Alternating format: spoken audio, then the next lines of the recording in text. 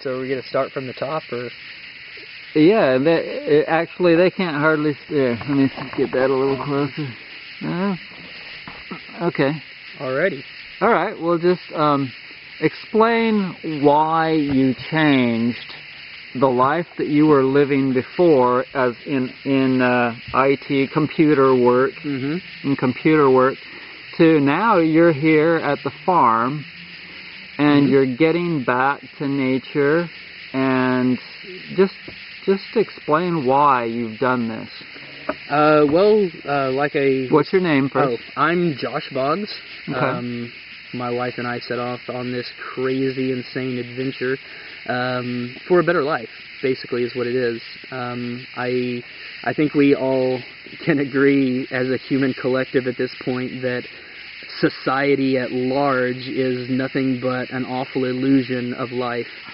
And this whole disillusionment of society that came on me several years back just really started making me evaluate everything. Not only was I an IT professional, but I'm also a philosopher, and I regard myself as a philosopher above all else. And so it started really making me kind of do some self-analyzation and some analyzation on a lot of different levels, and I did a lot of research. You have 2 kids? 2 kids, one... What is this month? This is odd. Yeah, one's 8 months. It will be 8 months in a couple weeks. Probably. And you didn't feel like you were spending enough time with the kids? Yeah, basically, I looked at my day-to-day life, and I was getting up, going to work, total hours away spent from the home. Where did you live? On a typical day, 9 to 10 hours away from my home and my family. I lived in a metroplex, Fort Worth in Texas. I worked at the University of Texas at Arlington, and it was a really good job. I loved my coworkers. I loved my job. I loved everything about it. I just couldn't do society anymore. And so to stay sane, I had to start looking at other lifestyle options. And the more my wife and I talked about it, the more we realized, you know what, this life is killing both of us slowly. We've got to get away for our sanity, our children's sanity, our children's safety, our families.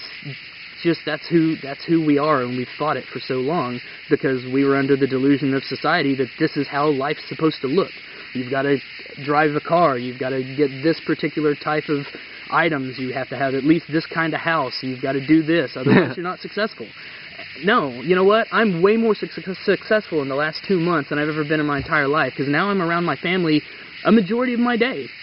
And that's what it's about. It's about being around the family and the people that you love and care about, because no matter what, that is what being human is about. And there's only so much time in one's day. So much time in one's lifetime. And this is a finite life. We've got one shot at this shit. We've got to live a better life. But at the same time, we have to be able to figure out how to at least get our basic necessities. Exactly. And a roof over our heads. And for me, it's organic food or forget it. You know, I'm not going to consume synthetically grown food. That's one of my considerations in trying to build an intentional community that's 100% sustainable, is the focus on rather needs than wants. If you can figure out a system to grow the type of olive that you want in your permaculture design in the community, go for it. Grow your olives that you want. Right. But if it's impossible to do because of climate, soil conditions, stuff like that, I'm sorry, but that's a want. You don't need it. Right. People think that we need TV and internet, and we went for an entire year without internet. If we wanted to pay bills online, we drove down to Starbucks. That's what we did. It's not impossible. It's not a hard thing to do. If we wanted to cut it out completely, we could and we would. So going back to the change, you decided you needed to make the change, and then what steps did you take? And that's the fun part about all this. We talked about it, and a week later, we talked about it. The next day, I went in and I reluctantly but excitedly quit my job. The next day. I didn't really give my bosses much or coworkers very much notice, and I felt really bad about it. I still kind of feel bad about it today, but it's what's best for me and my family, and that's what I have to think of. It's what's best for my loved ones. It's gonna bring. I'm really hoping that this project's going to bring a lot of help and healing to a lot of people. But you must have been chewing on these thoughts for a long time. Oh yeah, I mean, I've been looking into and studying about this stuff for about 2 to 3 years now, and so I've been looking into it for a while, and I felt like, you know, it's gotta happen soon. It's now or never. And then I accidentally ran upon the permaculture apprenticeship website here at the farm, and I thought, well, the most logical, safe step is not just to go off and find land, and when I've only been watching YouTube videos and reading articles and watching how-to videos, and I really haven't physically done this stuff. So let's come and get hands-on experience, physical experience, because it would be stupid not to. So I came here and I did the permaculture design course, completed that, and now it's on to the next part of the journey. Did you do a lot of work on this new building here? Yeah, we did quite a bit on the add-on to the inn there. We also built some chinampas down in our wetlands. What's a chinampa? A chinampa is basically where you go into a pool of water and you muck out the bottom and you just pile it up until it creates an island. But the mud is pretty unstable, so you plant vegetation and plant life, so the roots will go in and kind of harden the ground and solidify your island, and then you can grow actual food crops that have a constant water there. And you actually have, there's a lot of edible water crops out there. And so we plant those kind of things on or around the chinampa. And then you can also have, Do you worry about pollution in that pool? In the chinampa? That was in that, that water? Oh, no, because the wetlands down there are actually a constructed wetlands. It's designed intentionally. And it's for the purpose of taking gray waters and rain waters and stuff like that and actually filtering them out through several different systems of non-aerobic pooling and then aerobic flow. And plant life and vegetation that, it goes in and filters out. Cool. What else? So what else did you learn while you're... I learned a lot. Really? it would take a long video to discuss what Highlight a couple things. One of the things that I learned is bamboo. We all know that bamboo is people still use it today for building scaffolding and stuff. It's an incredible material. It's a food source. It's very strong. It grows fast. It grows incredibly fast. It's a grass. It's a weed, but it's extremely strong. It's durable. It's got a variety of different uses, and I never really I have massage tools made out of it. Do what? I have some massage tools made out of bamboo. You can make anything out of bamboo. Hollow, so anything hollow can be a lot of things can be created. And one of the things that it's really useful for is biochar, which is a really kind of new revolutionary kind of thing in the permaculture world from how I understand it. It's biochar. Essentially, you take organic materials and you burn them, but you remove the oxygen from the burn so it never turns to ash and it just stays pure carbon, basically. And so this does many different things. One, you can use it in your garden. Microbacteria collect up in the pores. Stuff. The biochar does? No. The carbon breaks down. The like carbon compost, does eventually break down like compost, and it feeds carbon into your soils. It breaks down the compost. Yeah, but the fun thing about it is biochar, especially bamboo biochar, is extremely porous. And so microbes, soil benefiting and plant benefiting microbes will actually take root inside the pore structures of the biochar, and it actually helps dramatically improve soil long term. First year or two, people don't really see much improvement in their crops and their yields, but it's after that, I think, 5-year mark, that they start seeing noticeable differences. So you use the bamboo to burn to create heat for your house? You can, yes. Or what's your benefit from the heat? Right now, a lot of the techniques of biochar creation, as far as I'm aware now, they don't have they waste the heat. Some people will cook on top of a biochar stove thing. They've got others that I think heat water for your hot water heater, Mm-hmm. things like that. There are ways of harnessing the energy, and so it's actually necessary in a permaculture environment to not waste like that. But a lot of techniques. One of the ones that we use here at the ETC, the Eco Village Training Center at the farm, was actually a cone pit method, and all the heat just goes off into the atmosphere, which is okay because you're not burning off your carbon now, because you've sequestered your carbon and you're fixing to bury it and sequester it even more, and it actually stays in the ground for thousands of years, I think. Huh. So it takes a while for it to like break down. Eventually it does, and it helps your soil. But the main thing is those microbes taking root in the pore structure. Mm-hmm. But it's also used in natural building. You can mix it with your plasters for your exterior because the biochar draws out carbon from the atmosphere before it actually gets up into the ozone layers, which is obviously a really good thing. It drags out what? It draws out carbon, which is a greenhouse gas, from the air around the building. In addition to this, we also use rehydrated lime, which bonds with carbon that it draws in from the atmosphere, and it actually turns back into its original state of limestone, thus strengthening your plaster over time rather than weakening.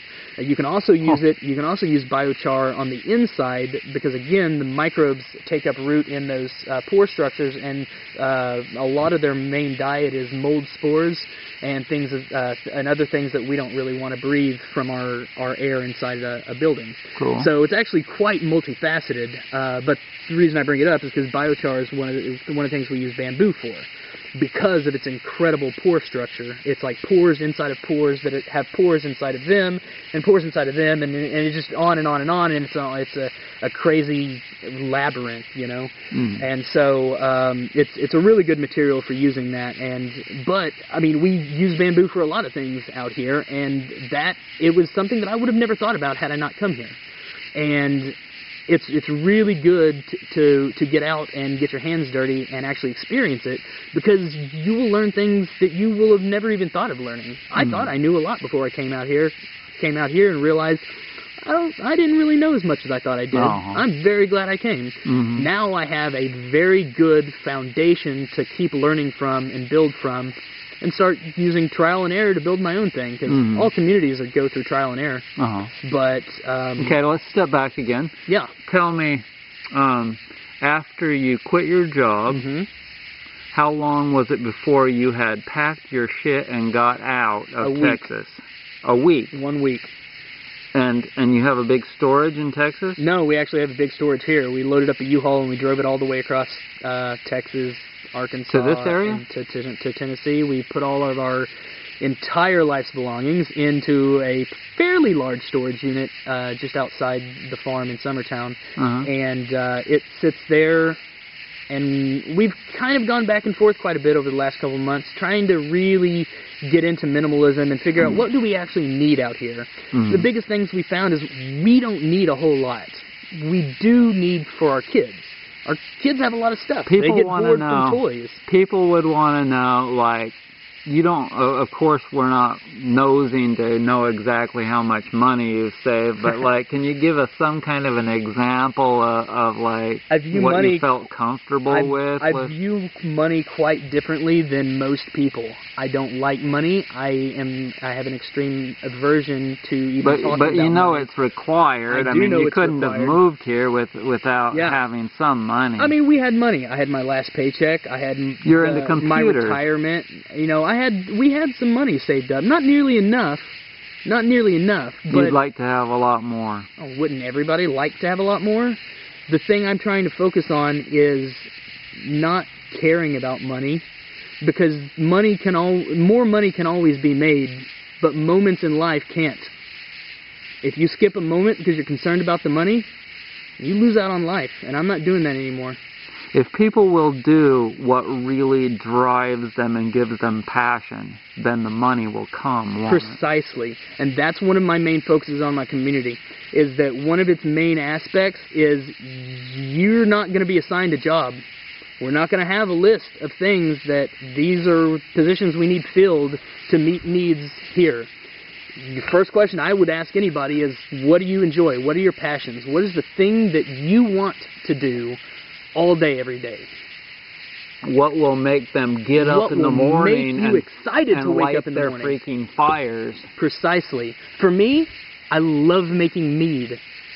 That's my craft. That's my art. Mead. MEAD. Viking drink. Honey wine. Fermented honey. It is the most amazing beverage, in my opinion. I love it. I make in my opinion, a damn good mead. It can be, yeah, depending on how you brew it. I mean, honey what has kind its of honey health do benefits. you like? I like raw, unfiltered, bitter local honey. I like the bittery taste just because that's my preference in honey, and it seems to really bring out a full-bodied. I also use wildflower honey, so you have wildflower scents in there too. It's made with honey, but it's got to be. There has to be a complex carb, a grain of sorts or something. No, that would be a beer. Honey is more akin to wine, so it's wine would be fruit juice and ferment. Okay, so it doesn't have any fruit. It's fermented fruit, which only is why with it's not honey. A wine; it's a mead. Only with honey. Precisely. Honey. My recipe is honey, water, and yeast, and that's it. I do nothing else to it except for really kind of anally watch over every step of my process. What kind of yeast? I use Lalvin EC1118. It can tolerate up to an 18% alcohol environment, and I like a strong drink. so I try to push my ABV up as high as possible, and I make a drink that I like. But it's my passion. It's what I want to do. And you store it as well in as dark a lot of bottles? I choose amber bottles because you don't have to worry about UV light as much, is what I like to store it in. But and do you put, like, corks in the top? Or yeah. You can use corks? Just like wine. Yeah, okay, yep. Cool. But, but, you know, that's one of my passions. When I get to the point where I can do whatever the hell I want every day, I may have a lot of different things that I have interest in. I mean, playing with my kids and being with my wife is, on the top of those priorities. But the point is, if you're going to have a successful community, you got to have everybody doing what they love and they enjoy. And yeah, there's going to be some stuff that people aren't going to want to do, but that's where you come up with systems to where things get done. If you have those gaps, somebody's got to step up, and if that has to be me, cool. I don't care. Guess what? I'm living life how I want to. So, you want to create this intentional community. Yeah. Have you thought about where in this country, or do you want it to be in this country? Where I feel like stopping. Do you think this country is suitable for a safe community? I'm really there's nuclear facilities all over the freaking place, but there's not near as many in the West. Yeah. Well, the thing that I don't really want to get into where in the global environment I want to create a community, because that would get into a lot of things and a lot of what-ifs that just are impossible. And I consider myself a realist, and realistically, this country is where I was born. I don't really have an easy way to get out. And then you're complex. An American citizen. I'm an American citizen. You're I not can't, anything else. Exactly. And so, I've got to take a look at the restrictions that are, and basically the cards of life that were dealt to me, and I've got to play them the best way that I can. And so knowing that, it's going to be a hell of a lot harder and a lot more effort, and probably would be a lot less successful if I were to have to leave and do it elsewhere. So I'm trying to find a suitable place here to be able to build and have good, decent people that I get to spend all my rest of my life around. And another goal is complete transparency. I mean, a lot of people have this little mask and this facade that they put on every day. Nobody's honest with each other. Nobody really just loves each other anymore, and there's just so much hate in the world, and I want to get away from the hate. I just want to live and be left alone and live with people that love. Sometimes I think that being left alone kind of moves us into the mindset of some of these people that are like anti-governmental, and they'll move out and they'll save, they'll have bunkers underground, and they'll have a lot of weapons and this and that, you know. Yeah. And it's kind of akin to that, isn't it? Yeah, it does sound like that. And, you know, anytime you get involved in any kind of fringe counterculture movement like permaculture design and eco-villages and self-sustainability, I mean, let's face it, as far as the global populace is concerned, we're kind of a fringe group. We're the loonies, but and you know, there's a little bit of truth to that. When you really wake up and see the world for what it is, you do. I feel like I went crazy. I mean, I still sometimes I feel like I'm crazy based on what I used to think about the world. And you know what the difference is between them and this movement? Those people, I think, are lacking in faith of a higher power. Sometimes, but and I know... they think they need to rely upon weapons and stuff and hiding and well, this but and see, that. a lot of the like incredibly like neocon fringe groups that people refer to as doomsday preppers and stuff like that, they're actually they're majority small town individuals of the Christian faith. Of at least all the ones that I've met and I know of, they're usually of the Christian faith. And so I would actually have to disagree and say that I think that a lot of those groups are faith-based. They are just, I guess, taking their particular like brand of faith. And it doesn't seem like that, no. There's a lot of faiths out there that I would probably say the same thing about, though, personally. I'm pretty critical of religion in general. And so... my viewers know that I'm the same. Okay, well, good. Yeah, no, so I would actually have to say that those fringe groups are probably... They're probably they're actually probably a faith-based fringe group. Now you're going to have all of your exceptions. There's exceptions to every rule, but generally, I left it in there so you could read it. Well, thank you for helping me with a vid. Yeah, it's a 22-minute video. Ooh, that was a long video. I hope I didn't bore you too much. No, I'm sure people will find it really interesting. Thank you. Good. Yeah, no problem. Okay, brother. Yeah, you too.